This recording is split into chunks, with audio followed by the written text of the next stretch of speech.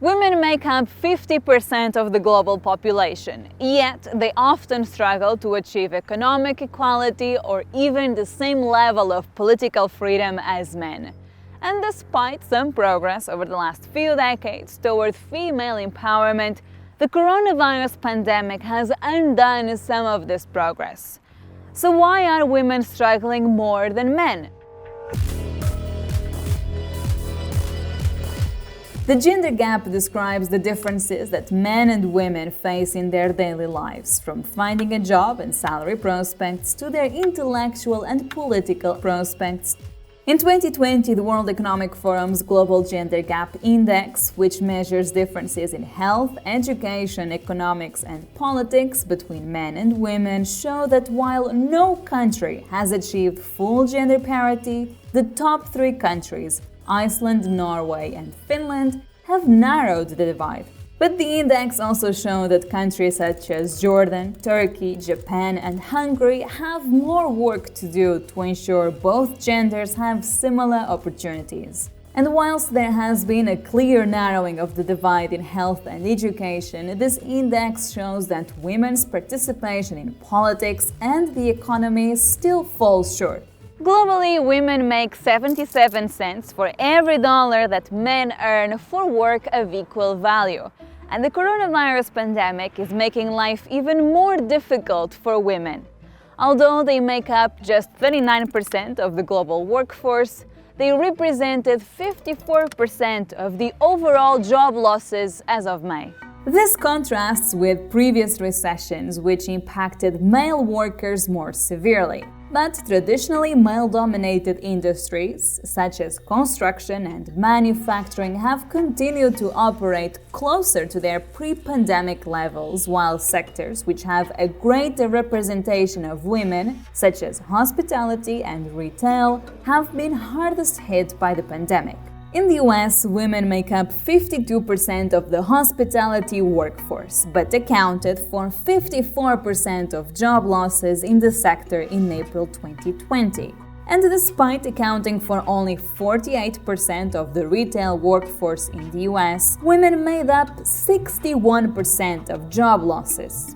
Even in the education and health services sector, where women form the majority of employees, they accounted for 83% of job losses in the same period.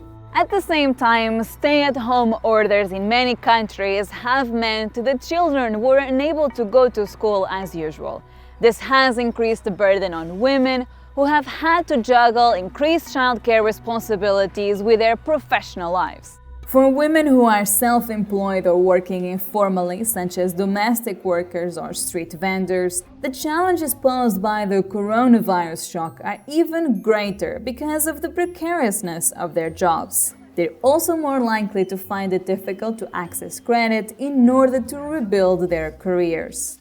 Even women who have kept their jobs have faced reduced prospects of promotion. One study has shown that 34% of men working remotely with kids at home were promoted, compared to only 9% of the women in the same situation. Reduced gender equality could worsen the economic damage occurring across the globe.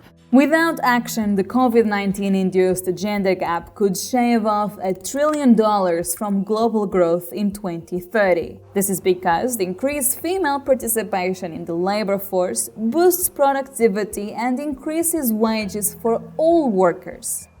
A larger workforce also increases government tax revenues, which can then be invested back in infrastructure and medical care.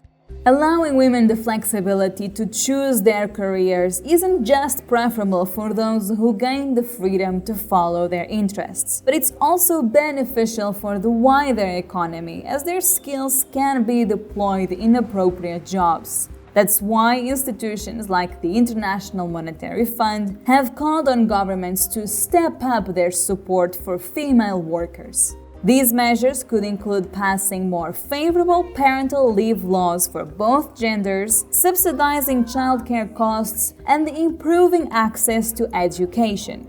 The benefits of narrowing the gender gap reach everybody, not just women. Gender-diverse companies are more likely to outperform their peers, and more equal societies gain from higher economic and social development.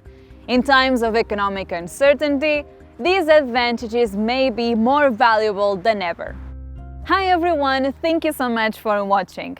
If there are any topics you would like us to cover in 2021, let us know in the comment section and don't forget to subscribe. I will see you soon.